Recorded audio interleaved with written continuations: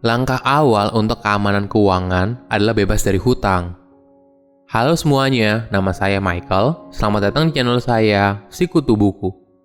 Kali ini saya akan bahas buku The Total Money Makeover karya Dave Ramsey. Sebelum kita mulai, buat kalian yang mau support channel ini agar terus berkarya, caranya gampang banget. Kalian cukup klik subscribe dan nyalakan loncengnya. Dukungan kalian membantu banget supaya kita bisa rutin posting dan bersama-sama belajar di channel ini. Buku ini membahas soal bagaimana mengatur keuangan pribadi langsung dari maestro keuangan Dave Ramsey. Lebih dari 25 tahun yang lalu, Dave berusaha keras untuk keluar dari kebangkrutan dan hutang jutaan dolar. Di bukunya, Dave tidak menawarkan cara cepat, tapi cara yang sudah terbukti untuk membantu kamu keluar dari hutang dan mencapai kesehatan keuangan. Kesalahan keuangan yang kita alami biasanya terjadi karena kita membeli barang yang tidak kita butuhkan dengan uang yang tidak kita punya, hanya untuk pamer kepada orang yang tidak kita suka. Dave menuliskan 7 langkah untuk mencapai keuangan yang kamu impikan. Saya merangkumnya menjadi 3 hal penting dari buku ini. Pertama, mitos hutang dan dampaknya. Di buku ini ada data yang cukup mengagetkan. 88% mahasiswa yang lulus kuliah sudah punya kartu kredit sebelum mereka bekerja. 60% orang Amerika tidak membayar tagihan kartu kredit mereka. Dan 49% keluarga Amerika hanya bisa bertahan kurang dari sebulan jika mereka kehilangan pendapatan mereka. Ini artinya banyak orang tidak bisa mengatur keuangan mereka dengan baik. Ada mitos juga yang bilang kalau hutang adalah sebuah alat yang bisa digunakan untuk menciptakan kekayaan.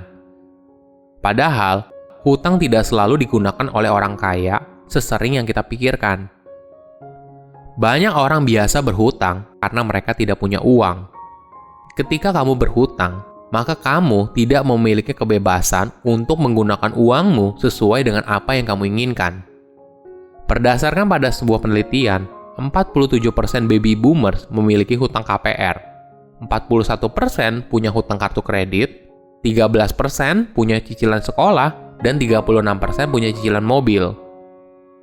Butuh kemauan, disiplin, dan keberanian yang luar biasa untuk bisa keluar dari jeratan hutang.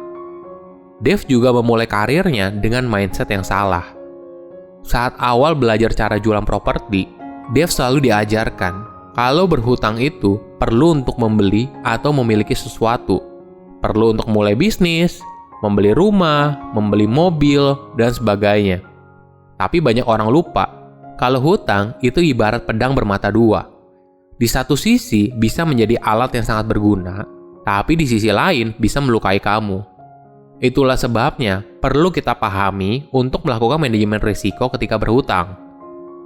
Saat itu, Dave lupa soal risiko ketika berhutang, hingga akhirnya bisnis propertinya bangkrut dan dia punya hutang yang besar.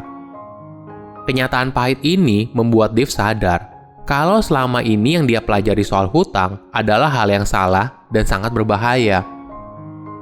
Dave juga membahas antara hubungan manusia dan hutang. Ketika uang dipinjamkan kepada saudara atau teman, maka akan tercipta hubungan master dan slave di mana si pemberi hutang memiliki kuasa yang lebih tinggi daripada si penerima hutang. Tentunya ini di kasus yang umum ya, tapi di kasus lain kita juga sering dengar kalau si penerima hutang justru lebih galak daripada si pemberi hutang. Oke, lanjut lagi ke pembahasan kita. Jika kamu ingin menolong saudara atau teman, berikan uang sebagai hadiah. Hal lain yang penting adalah jangan mau jadi jaminan ketika orang lain berhutang. Secara statistik, ketika seseorang membutuhkan penjamin saat berhutang, kemungkinan besar orang tersebut tidak akan membayar hutangnya. Intinya, kita harus menjaga agar tidak mencampurkan hubungan dan hutang. Jangan sampai hutang malah menghancurkan hubungan yang kamu punya dengan orang lain. Kedua, dana darurat wajib kamu miliki. Langkah pertama yang harus kamu ambil untuk mulai keamanan keuangan adalah dana darurat. Ini adalah baby step yang harus dimulai. Ibaratnya gini, jika kamu mau makan seekor gajah, tentu saja kamu tidak akan berpikir untuk makan gajah itu sekaligus. Pasti kamu berusaha untuk makan dari satu bagian ke bagian yang lain, sedikit demi sedikit. Sama halnya dengan keuangan pribadi. Kita tidak bisa mulai semua area secara bersamaan, tapi kita bisa mulai dengan dana darurat. Kenapa dana darurat merupakan hal yang sangat penting? Sebagai informasi, Money Magazine melakukan estimasi 78% dari masyarakat akan mengalami kejadian buruk yang besar di hidup mereka dalam kurun waktu 10 tahun. Jadi, mungkin saja di PHK, mobil rusak, kebutuhan berobat, dan sebagainya. Kamu harus bersiap jika kejadian buruk ini menimpa kamu. Idealnya, kamu harus memiliki dana darurat 3 hingga 6 kali pengeluaran rutinmu. Untuk menentukan apakah kamu harus menyisihkan 3 atau 6 bulan tergantung profil resiko pekerjaan kamu dan juga tanggungan yang kamu miliki. Semakin tinggi profil resiko pekerjaan kamu, misalnya freelancer, pekerjaan berdasarkan komisi, dan sebagainya, maka mungkin kamu bisa mempertimbangkan untuk memiliki dana darurat dengan jumlah yang lebih besar.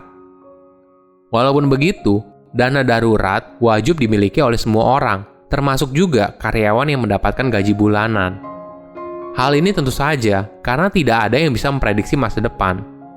Sama halnya pada bulan Januari lalu, tidak ada yang bisa prediksi kalau wabah COVID-19 memiliki dampak yang besar dan berlangsung selama ini. Tapi, jika kita tidak memiliki dana darurat, maka tentu saja hal ini akan membuat kita berhutang di kemudian hari. Ingat ya, dana darurat itu bukan untuk investasi. Jadi, bentuk dana darurat itu harus liquid dan mudah dicairkan uangnya. Ketiga, investasi untuk masa tua. Dalam mengelola keuangan, 80% adalah soal psikologi dan bagaimana membentuk sebuah kebiasaan baik. Jadi, kamu harus fokus dulu untuk menyelesaikan langkah-langkahnya satu persatu. Kamu bisa mulai dari membayar lunas semua hutangmu, punya dana darurat, baru kemudian mulai investasi untuk masa pensiun. Banyak orang khawatir tentang kondisi keuangan mereka setelah pensiun. Apakah kita masih bisa hidup nyaman ketika pensiun? Dave menyarankan kita untuk menyisihkan 15% dari gaji kita untuk tabungan pensiun. Ingat, keberhasilan tabungan pensiun itu bukan dari seberapa besar yang kamu sisihkan, tapi seberapa awal kamu memulai. Bukan cuma untuk masa tua. Setelah kamu bebas hutang, kamu bisa mulai membangun kekayaan melalui investasi. Gunakan uang dengan tepat, hidup sesuai kemampuan, dan mulailah berinvestasi. Jika kamu sudah di tahap ini, berarti kamu sudah berada jauh lebih siap daripada kebanyakan orang pada umumnya. Kamu akan menjadi kaya apabila hasil dari investasi kamu lebih tinggi dari penghasilan reguler kamu. Artinya, uang yang bekerja untuk kamu. Tidak peduli kamu bekerja atau tidak. Dave percaya uang bisa membantu kamu hidup dengan nyaman, tapi juga bisa digunakan untuk membantu orang lain. Pada dasarnya, uang bukanlah tujuan, tapi merupakan alat untuk mencapai tujuan yang kamu inginkan. Jangan biasakan diri untuk berhutang, apalagi untuk hidup di luar batas kemampuan. Mencapai keamanan keuangan dimulai dari tidak berhutang, punya dana darurat, hingga akhirnya memiliki pendapatan pasif dari investasi. Silahkan komen di kolom komentar pelajaran apa yang kalian dapat ketika baca buku ini. Selain itu, komen juga mau buku apa lagi yang saya review di video berikutnya. Saya undur diri, jangan lupa subscribe channel YouTube Sikutu Buku. Bye-bye.